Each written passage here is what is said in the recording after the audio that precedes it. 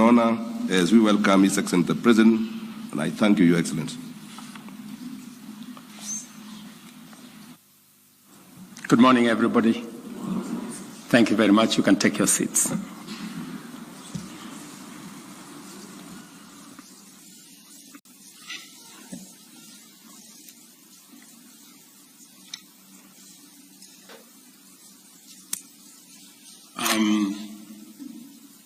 Friends, my colleagues, members of families,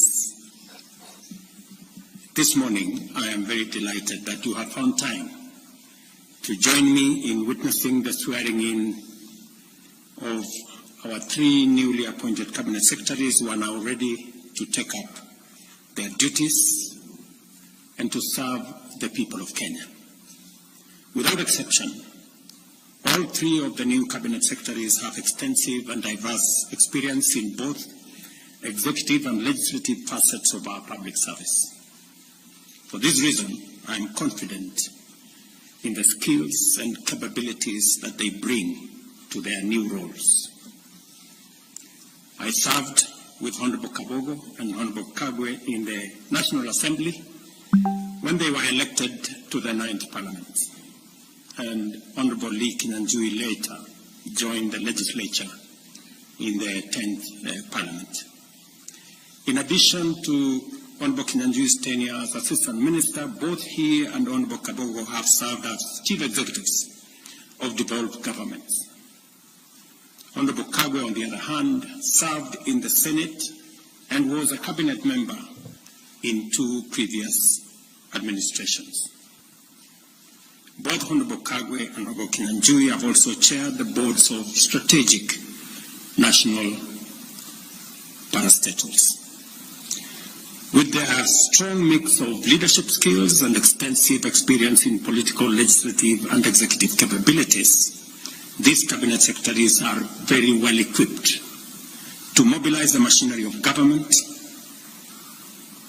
drive them to deliver services to the people of Kenya, while steering inclusive development and economic growth that leaves no one behind. I wish to remind all of us that 2 years and 4 months ago, we secured our governing mandate based on an ambitious plan to propel our nation towards a prosperous future. The bottom-up economic transformation agenda is now well underway, with intensive and extensive work being carried out across the country in all priority value chains and cross-cutting enablers that constitute its strategic pillars. Thousands of new housing units are being built across Kenya, employing hundreds of thousands of people, facilitating transformative industrial growth in many supply chains in the construction sector, and providing opportunities for decent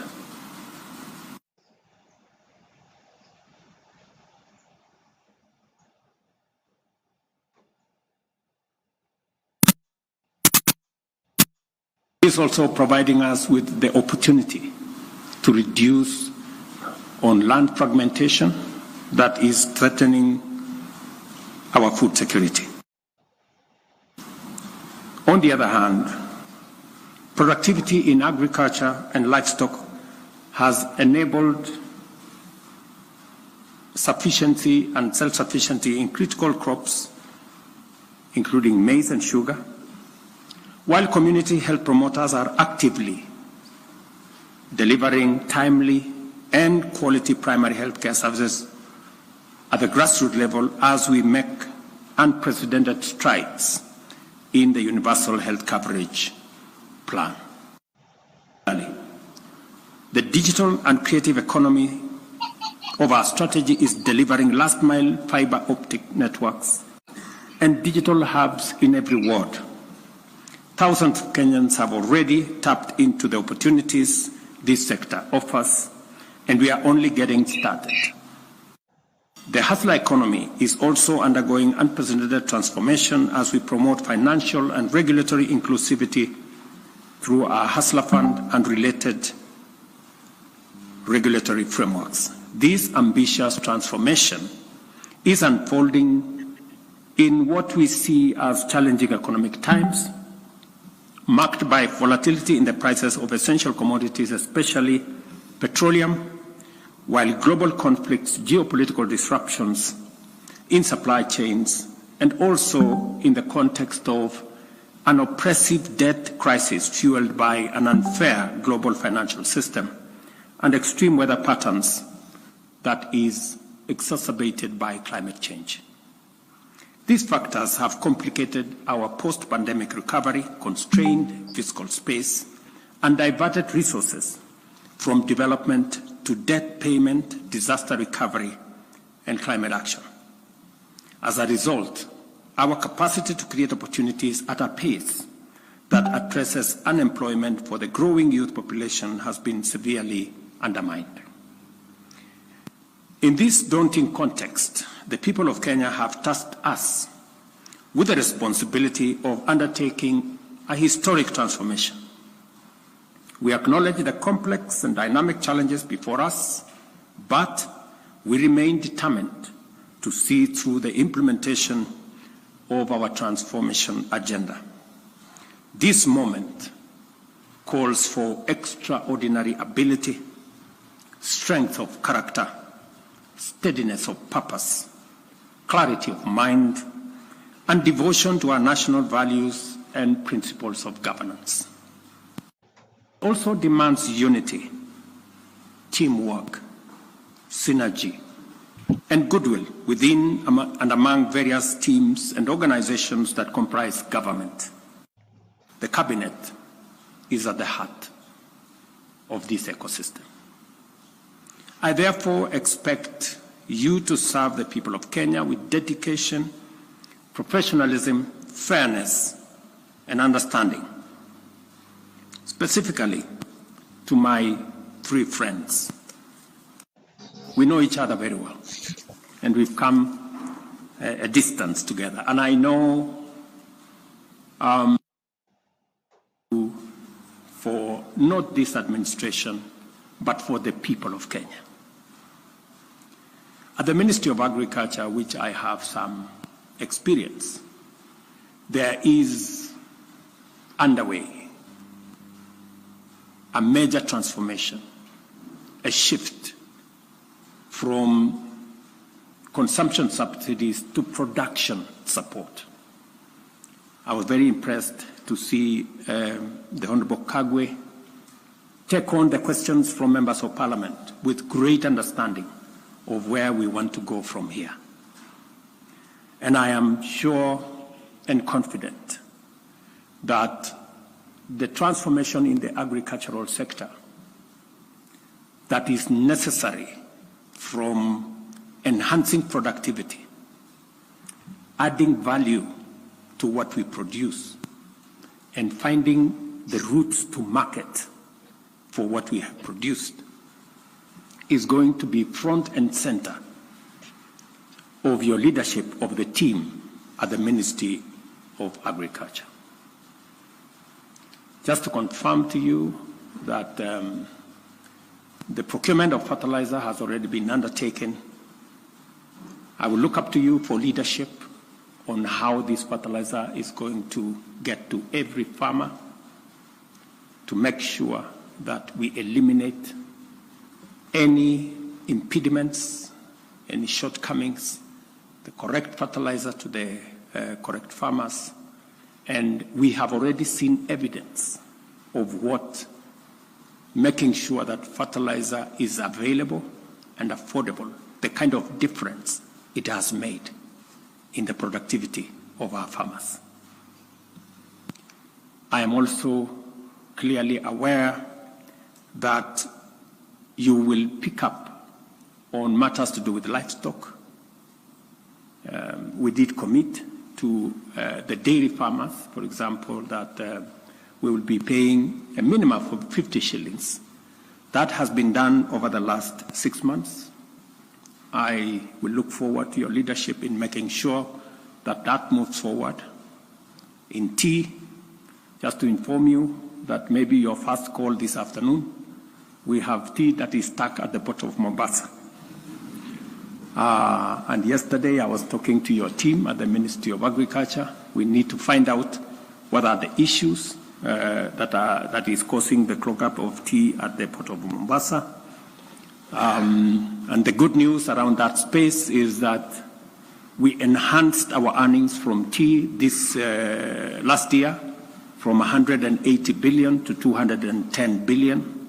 And farmers are expecting us to look at the future, and they expect us to do better in the coming year. I have no doubt that you have what it takes to take that forward.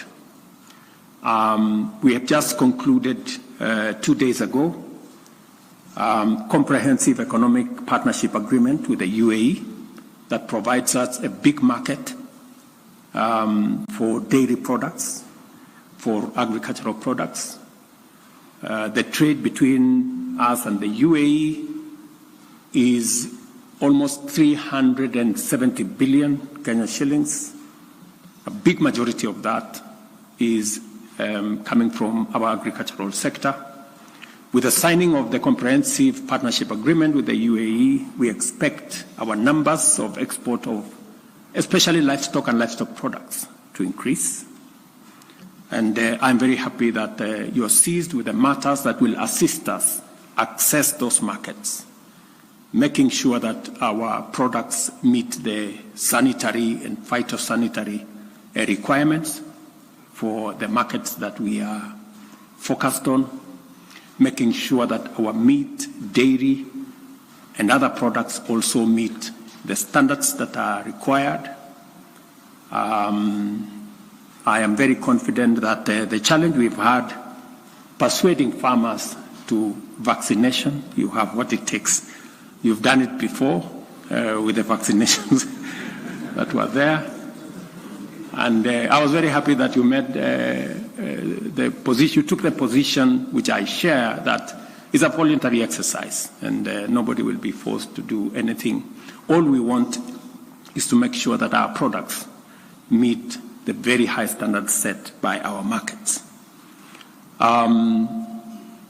The same thing in the rest of the value chains in coffee. Me and you have already discussed the future of what we need to do in coffee, what we need to do with the avocados, what we need to do in the many other aspects. And of course, the partnership that is going to be there between the Ministry of Agriculture and the Ministry of Industry, providing the ecosystem for market access for the produce from our farmers. And that takes me to my younger brother, Lee. As you may be aware, your ministry will be handling the opening of more markets. Apart from the market we just concluded in the UAE, we're now having a robust conversation with the United States. We just, I had a meeting yesterday with senators from the United States and asking for their support, both on the extension of the Africa Growth and Opportunities Act, which you are very well aware about, that will continue to open markets for our goods and services to the United States on a duty-free and quota-free arrangement. I will be looking to your leadership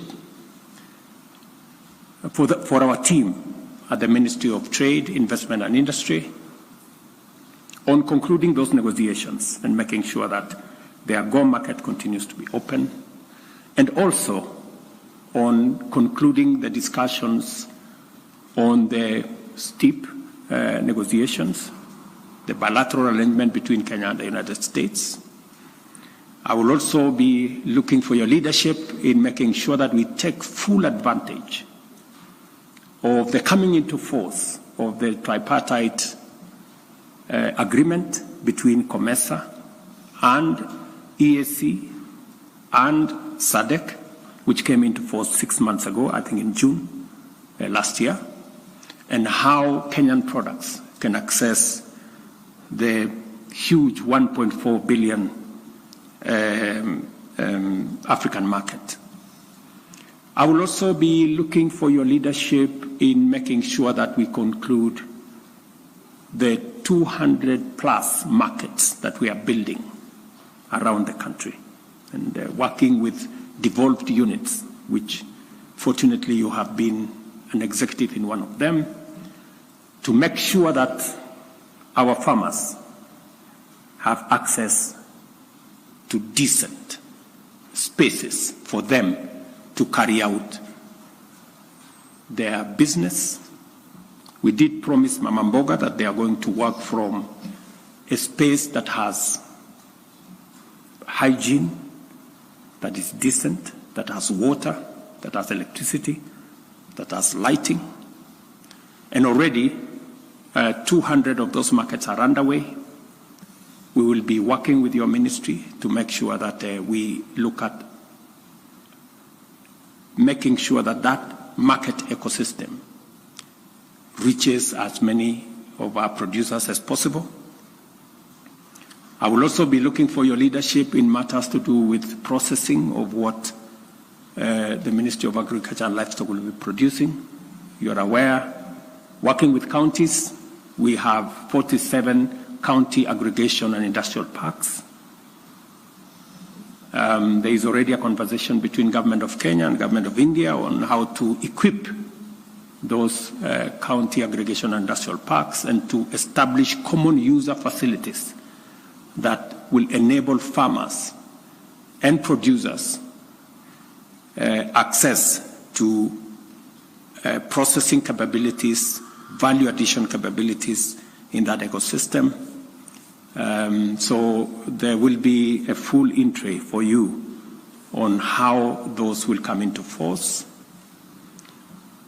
I will also be looking forward to you providing leadership on our special economic zones.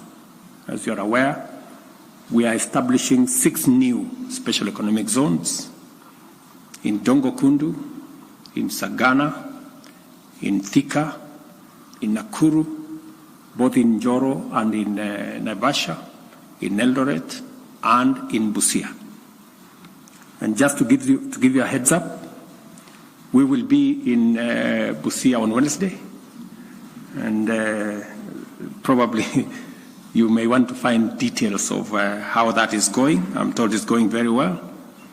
But you will need to provide leadership in making sure that we conclude the first phase of all the special economic zones that we set out,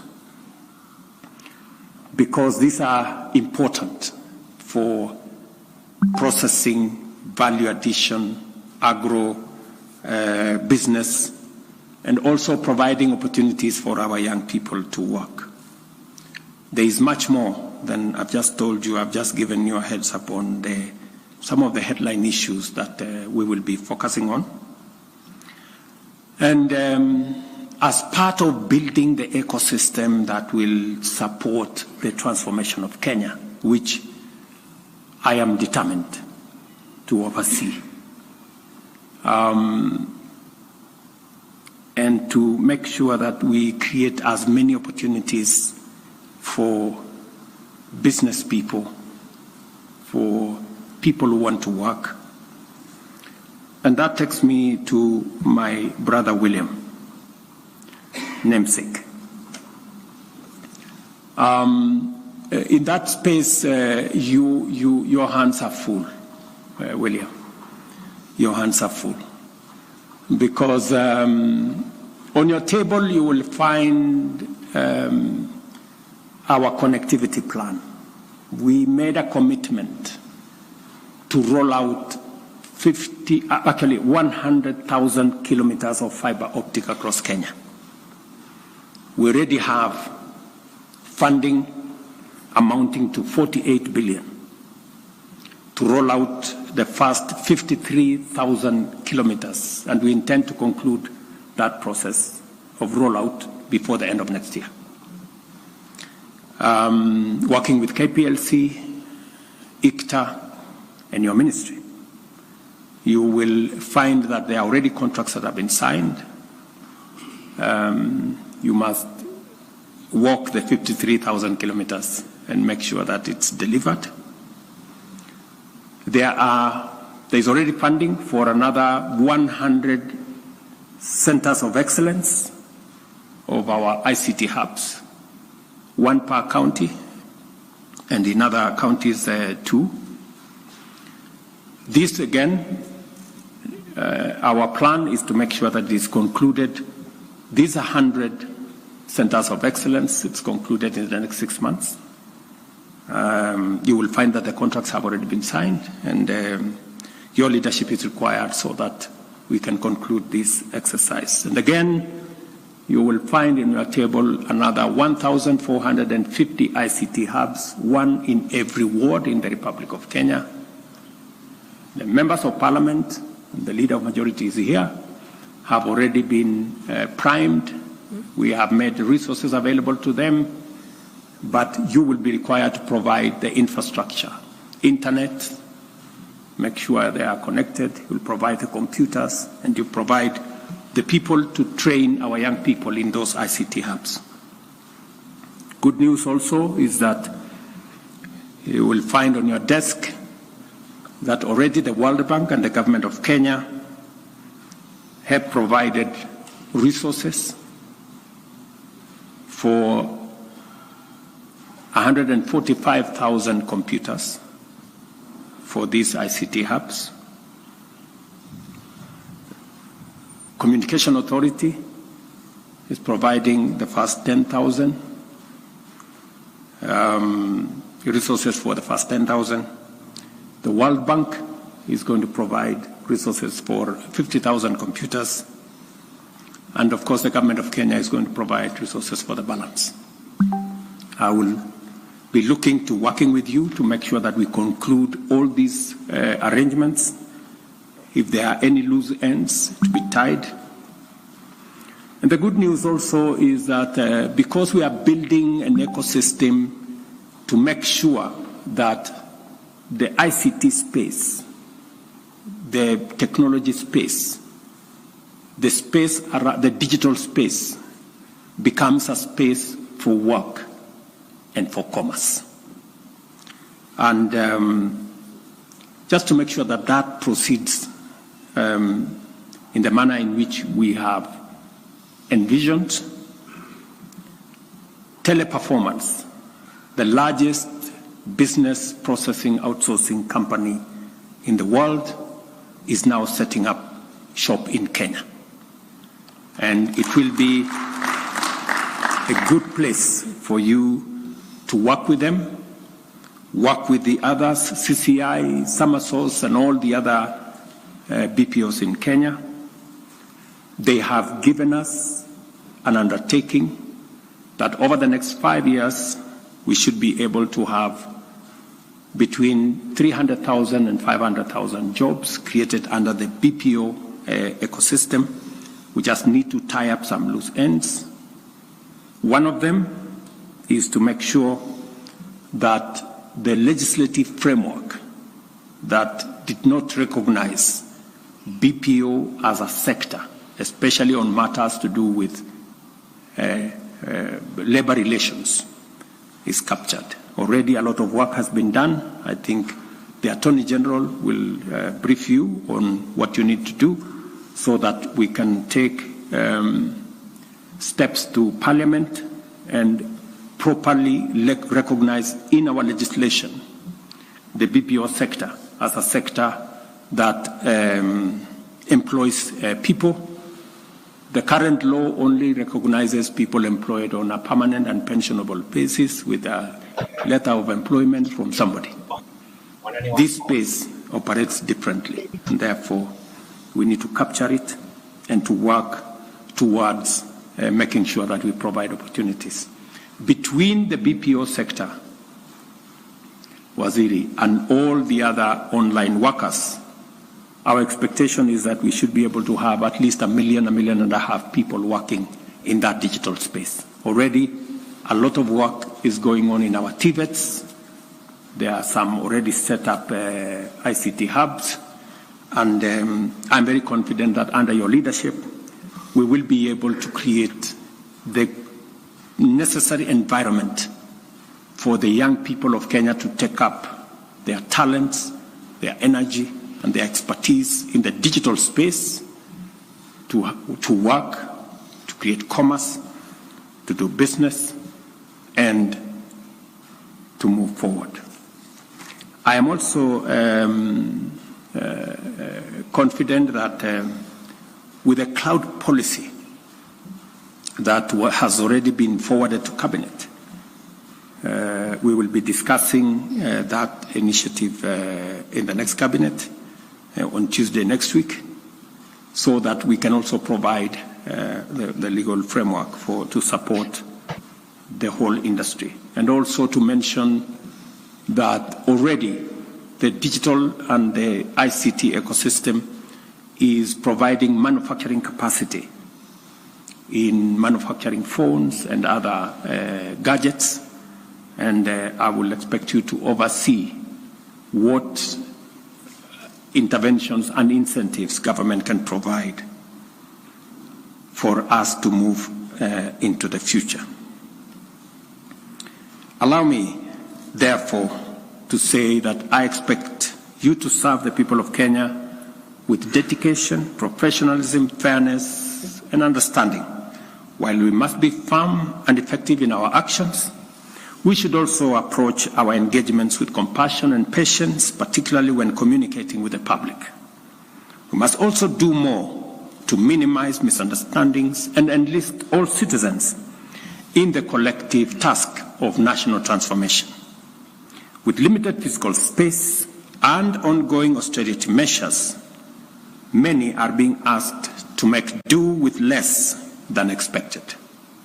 It is important that we consistently clarify the state of affairs and articulate our vision, embracing short-term austerity for long-term prosperity, while prioritizing investment in the multipliers of opportunity and abandoning expenditure on consumption.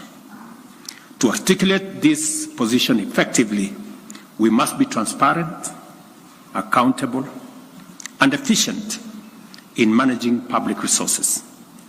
We must be excellent stewards of public funds, taking a strong stand against corruption and wastage. As the implementation phase of the bottom-up economic transformation agenda progresses, we must get it right every time. I trust in your ability, readiness, and willingness to provide effective leadership, and look forward to benefiting from your true and faithful counsel. I urge you to live up to the oath you have just taken every day, to obey, respect, and uphold the Constitution and all the laws, to serve the people with honor and dignity, and to hold your office with the highest integrity. Most importantly, I hope you will strive to be the strongest and most reliable link in the chain of the executive. I trust that you will be the officers to rely on for wisdom, strength, clarity, and courage. For my part, I commit to provide you with all the support, encouragement, and resources as I do to the rest of my team in Cabinet, so that you can excel in your duties and deliver to the people of Kenya. My very best wishes, and I look forward to working with you. Asanteni sana.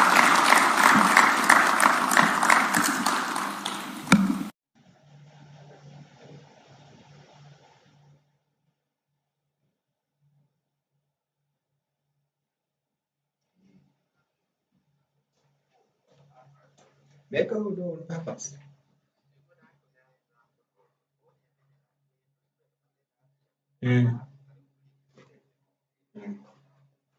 Najituna mwana.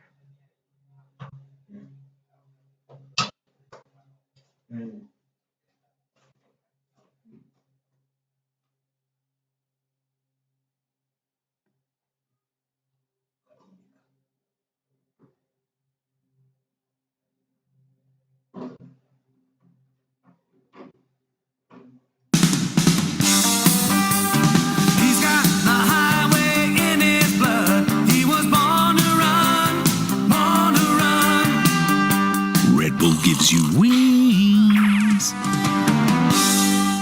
Ati? Can a serum effectively reduce dark spots? Glycolic Bright by L'Oreal Paris. It truly does what